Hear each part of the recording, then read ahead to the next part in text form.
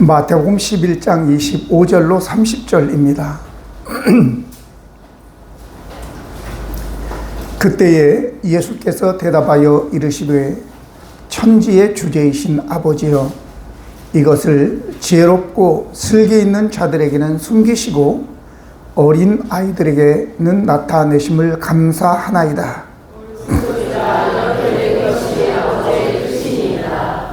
내 아버지께서 모든 것을 내게 주셨으니 아버지 외에는 아들을 아는 자가 없고 아들과 또 아들의 소원대로 계시를 받는 자 외에는 아버지를 아는 자가 없느니라.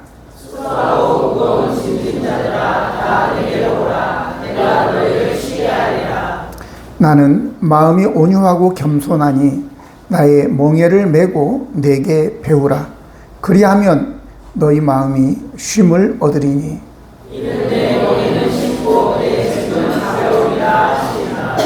아멘. 좀 오래되기는 했지만 황산벌이라고 하는 영화를 혹시 보신 적 있으신가요? 한번 보신 분 손 들어보세요. 예, 내리십시오. 그 이제 신라와 백제가 전쟁을 하는데 신라 사람들이 백제에서 무슨 말을 하나 이걸 갖다가 듣기 위해서 스파이를 보냅니다. 근데 백제 왕이 신하들 장군들하고 모여가지고 하는 소리가 이렇게 얘기합니다. 거시기 할 때까지 거시기에 불자, 이런 거시기 할 때까지 거시기에 불자. 그런데 그게 무슨 소리인지를 도대체 알 수가 없는 거예요. 하나 예를 들죠. 밥 먹다가 아버지가 거시가 거시기 가서 거시기 좀 떠와라 이렇게 얘기했어요. 뭔 얘기겠어요? 어찌 그래 잘 알아요? 네, 떠와라 그러니까 거시기 좀 해라 그러면 어떻게 되겠어요? 거시가 거시기 가서 거시기 좀 해라 그러면 어떻게 하겠어요? 그래도 물을 떠옵니다. 왜? 상황이라는 게 있잖아요. 지금 밥 먹다가 아버지가 쳐다보면서 거시가 거시기 가서 거시기 좀 떠와라 그러면 딱 보니까 뭐예요? 물이에요.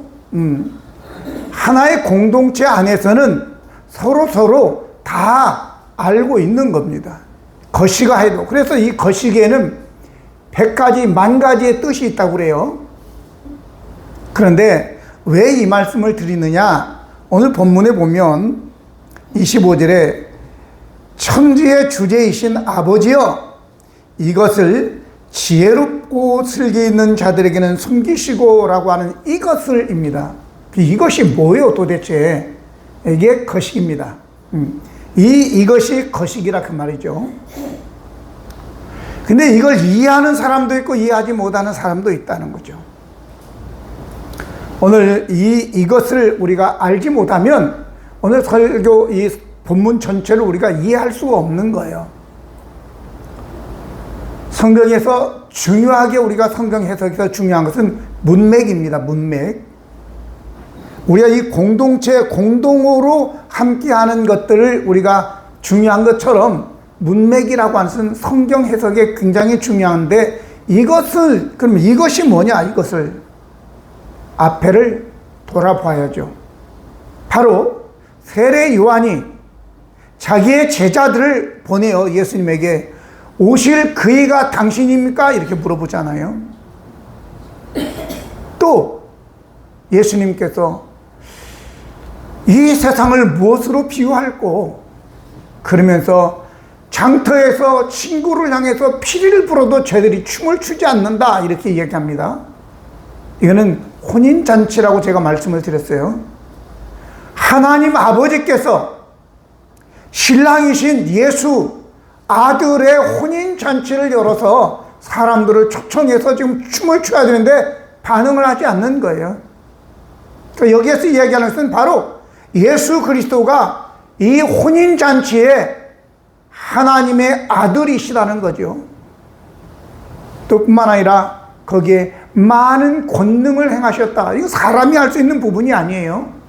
이런 것을 통해서 볼 때에 예수 그리스도는 바로 메시아다라고 하는 겁니다. 근데 이것을 메시아임을 하나님의 아들임을 보여주었는데도 저들은 믿지 않는 거예요. 그래서 제가 오늘 말씀을 보니까 지혜롭고 슬기 있는 자들은 이것을 숨기셨다라고 이야기하는 것입니다. 복음이라고 하는 것은 누구에게나 것이 아니라는 거예요. 복음은 물론 무료이죠. 값없이, 돈 없이 살 수 있는 거예요.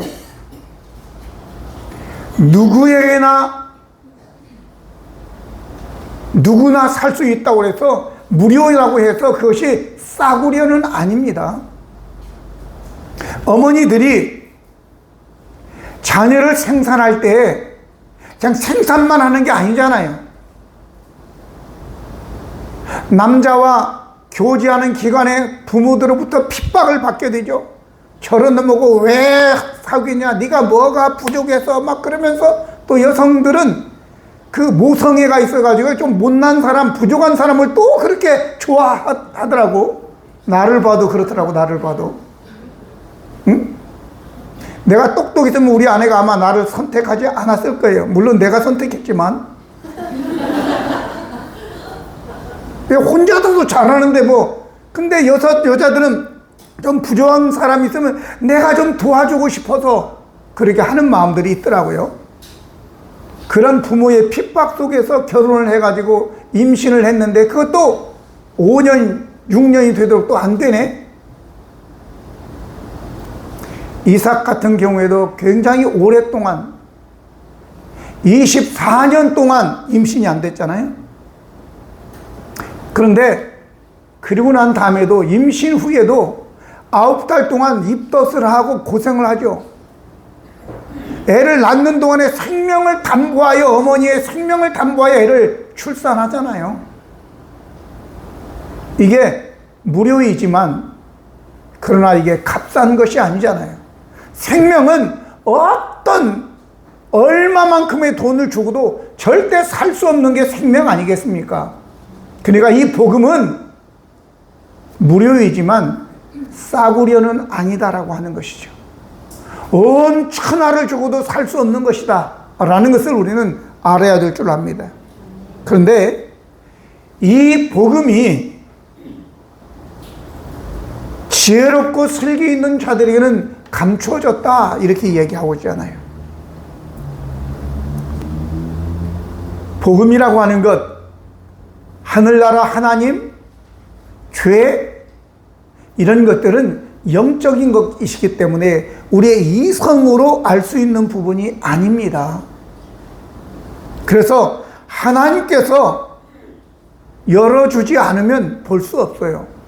청각장애인들이 소리를 들을 수 없죠. 시각장애인들이 색깔을 구분할 수 없잖아요. 까만 선글라스를 끼고 하얀색인가 구별이 안 되죠. 빨간 안경을 쓰고 노란색을 알 수 있겠어요?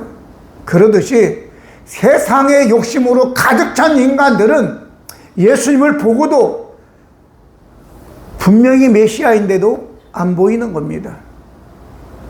스스로 똑똑하다고 생각하는 이 기득권 세력들에게는 예수님께서, 하나님께서 복음을 가리신다라고 하는 것입니다.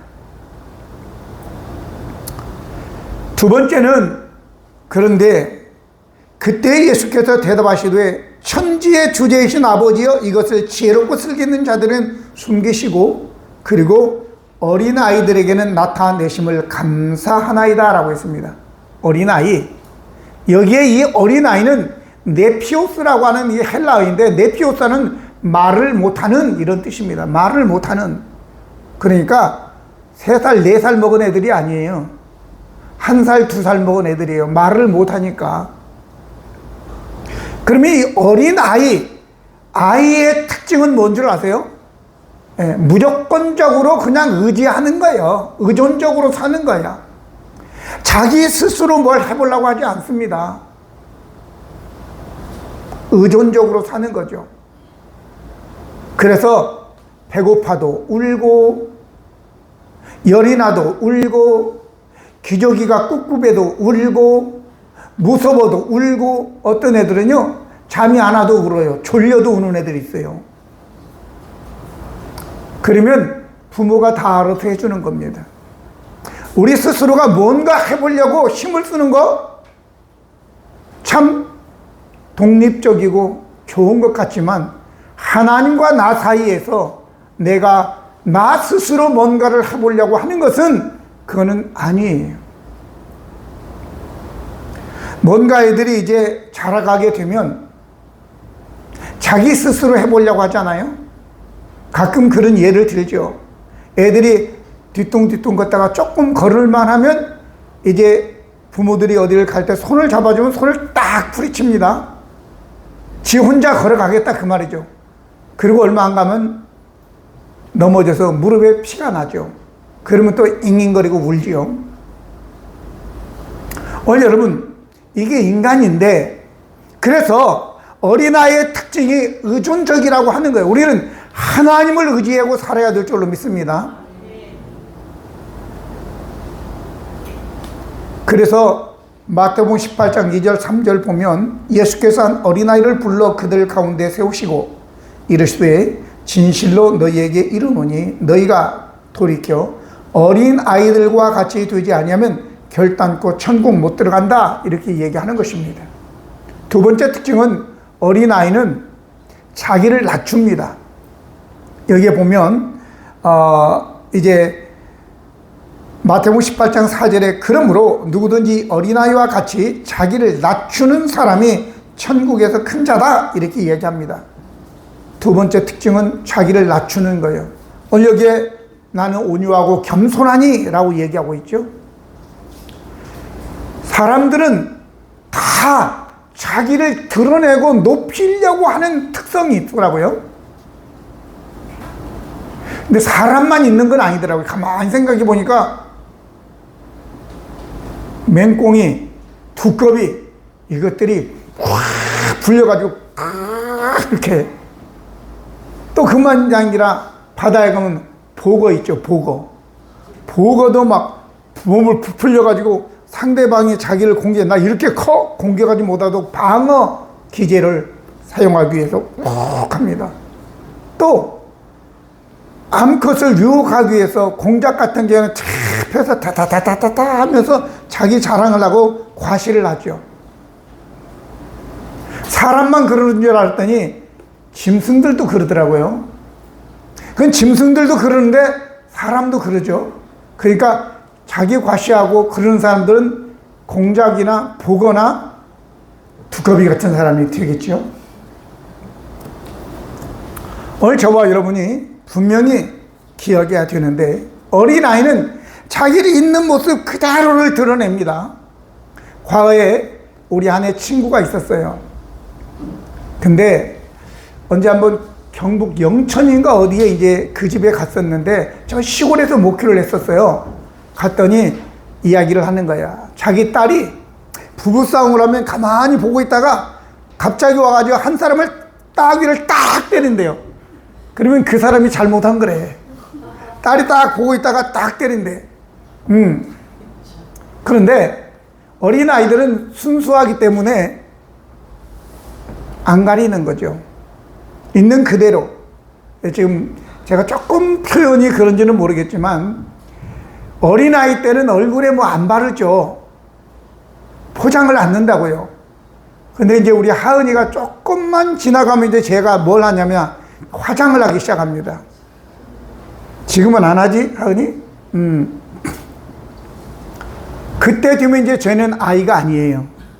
왜? 자기 얼굴을 좀 예쁘게 보이기 위해서 변장을 시도하기 때문에, 그지? 그때는 어린아이가 아니라고. 이처럼 사람은 자기를 좀 변형시켜서 사람들에게 나 멋있는 사람이다 라고 보여주고 싶어 한단 말이죠. 근데 어린아이는 그래. 이렇게 순수한 자들에게 하나님께서는 복음을 또 구원을 보여주시는 것입니다. 아멘. 그래서 오늘 27절에 보니까 내 아버지께서 모든 것을 내게 주셨으니 아버지 외에는 아들을 아는 자가 없고 아들과 또 아들의 소원대로 계시를 받은 자 외에는 아버지를 아는 자가 없다, 이렇게 얘기한 겁니다. 천국이나 하나님 모두 영적 세계이기 때문에 우리가 이 육신의 눈 가지고 이 이성 가지고는 절대 깨달을 수 없는 영역이라는 것을 우리는 알아야 될 것입니다. 여기에 계시를 받은 자 외에는 그렇게 얘기합니다. 그러니까 창세기 6장 3절에 이런 말씀이 기록되어 있습니다. 여호와께서 이르시되 나의 영이 영원히 사람과 함께 하지 아니하리니 이는 그들이 육신이 됨이라 그랬어요. 육신이 되어서 이것밖에 없어요. 영적 세계에 대해서는 문외한이 알 수 없다, 그 말이죠. 그래서 이 육신이 된 우리는 육신의 눈 가지면 세상 밖에 물질 세계밖에 볼 수 없는 거예요. 영적 세계는 분별할 수 없어요. 그래서 어떻게 하느냐? 바로 계시라는 말씀이 여기에 나오는 것입니다. 계시라는 말씀은 아포칼립시스라고 하는 이 헬라어인데 뚜껑을 열어 보이다. 뚜껑을 열은 거예요. 드러내는 거예요. 우리가 뚜껑 닫혀있는데 커튼 뒤를 우리가 어떻게 알 수 있겠어요? 오늘 이처럼 저와 여러분, 하나님께서 열어주지 않으면 절대로 예수님이 구세주다, 예수님이 기적을 행하시고 5,000명을 먹이고 12광개로 남아도 깨달을 수 없는 거예요. 당연한 거예요. 그때 그 사람들은 못 깨달은 것이. 그걸 알고 아, 이분은 보통 분이 아니네, 하나님이 보낸 자가 아니면, 하나님이 아니시면 이런 일을 하실 수 없어 라고 깨달은 자는 이미 하나님의 성령이 그 마음속에서, 하나님이 그들에게서 그 마음의 그 커튼들을 열어서 계시해 주신 겁니다. 할렐루야. 그러니까 우리가 예수님이 구주시라라고 믿음이 오는 것은 감사해도 왜 성경이 이렇게 얘기하고 있어요. 고린도전서 10장 3절 보면 성령으로 아니하고는 아무도 예수를 주시라고 할 수 없대요. 그러니까 우리가 예수님을 주님이라고 하는 것은 내가 뭐 지각이 뛰어나서가 아니라 성령께서 우리에게 우리의 그 덮개를 벗겨주셔서 보여주시는 계시가 있었기 때문에 예수님을 주님이라고 믿을 수 있게 되는 것입니다. 할렐루야. 그래서 우리가 나는 죄인입니다, 그리고 회개하는 것도 내가 할 수 있는 부분이 아니에요. 이 모든 것이 다 하나님의 은혜인 줄로 믿습니다. 요한복음 16장 7절 8절 보면 이런 말씀이 있습니다.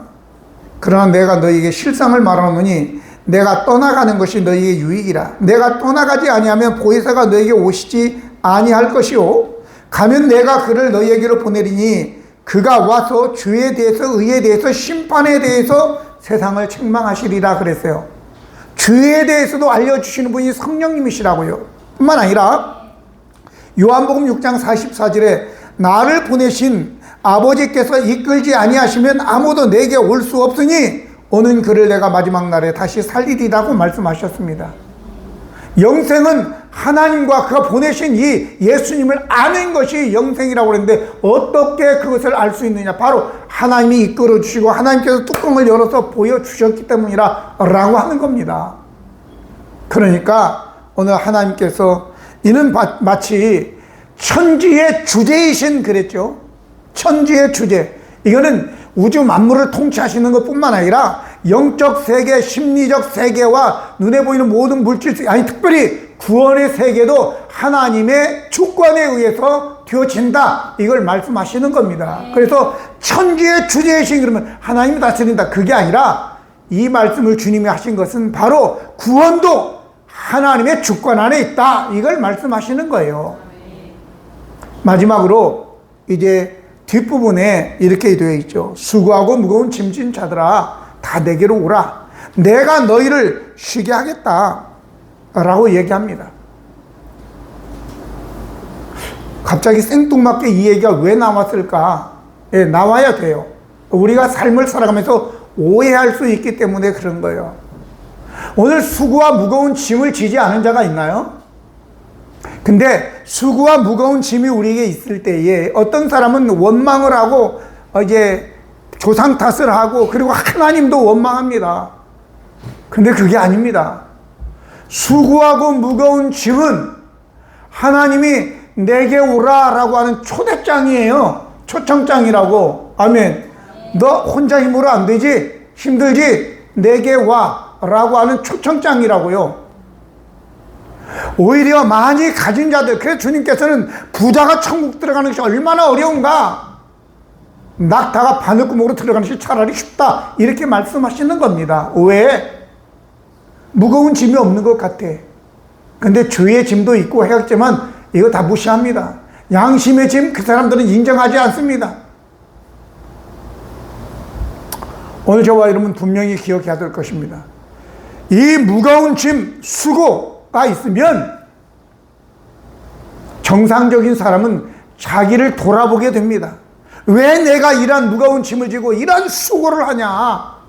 내가 인생을 왜 이렇게 살아왔냐? 라고 하면서 자기를 돌아보고 자기 발견을 하는 것이고, 그러면 내가 어떻게 해야지?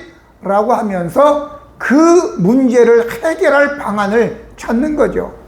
아무리 생각해도 내가 어렸을 때 주일학교 때 그 만났던 예수님밖에 없구나, 이걸 알게 되는 거예요. 돌아와야지 되는 겁니다. 수고하고 무거운 짐진 자들아 다 내게로 오라, 내가 너를 쉬게 하겠다 라는 그 말씀이 번뜩 떠올라서 다시 교회로 돌아와야 되는 것입니다. 할렐루야. 그래서 만약에 탕자가 저 외국에 가서 돈이 다 떨어져 쥐업 열매가 먹는 그것으로도 배를 채울 수 없어 그 비천한 비참한 배고픔에 처해 있지 않았다면 그가 아버지께 절대 안 돌아갑니다.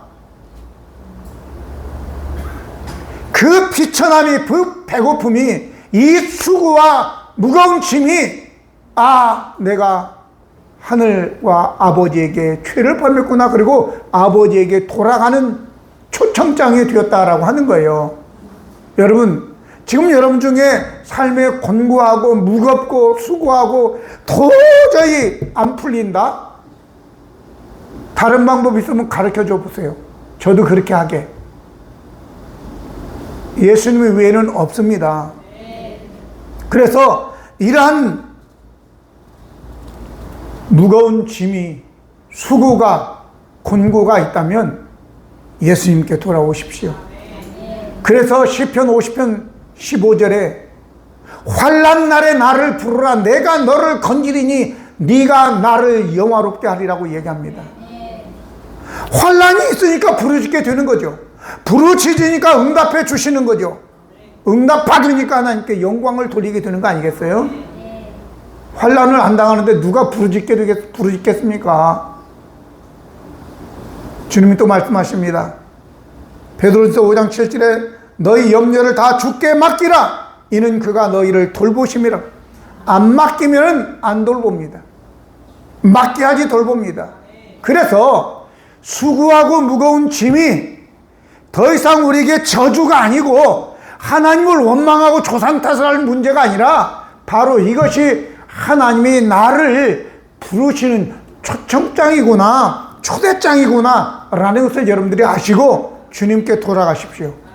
그러면 주님께서 여러분의 문제를 다 만지시고 해결해 줄 뿐만 아니라 여러분들의 영혼까지 구원해 줄 줄로 믿습니다. 그래서 참 쉼이 바로 예수 그리스도를 아는, 복음을 아는 데 있음을 깨닫고 진정한 쉼이 있는 우리 온 성도들이 되기를 예수님의 이름으로 축복합니다. 기도하시겠습니다. 거룩하시고 은혜로우신 하나님 우리 아버지, 우리는 무거운 짐과 수고가 있으면 원망하고 하나님까지 원망하고 조상 탓을 하고 그렇게 낙심하는데, 우리 하나님, 그것이 하나님이 나를 부르시는 초대장인 줄 오늘 깨달았습니다. 이제 아버지 하나님, 수고하고 무거운 짐이 있을 때 우리 주님 앞에 나아가고 환난 날에 나를 부르라, 내가 너를 건지리지 네가 나를 영화롭게 하리라고 하신 말씀대로 오늘 하나님께 응답받고 하나님께 영광 돌리는 우리 모두가 되게 하여 주시옵소서. 우리 구주 예수 그리스도의 이름으로 기도드립니다. 아멘.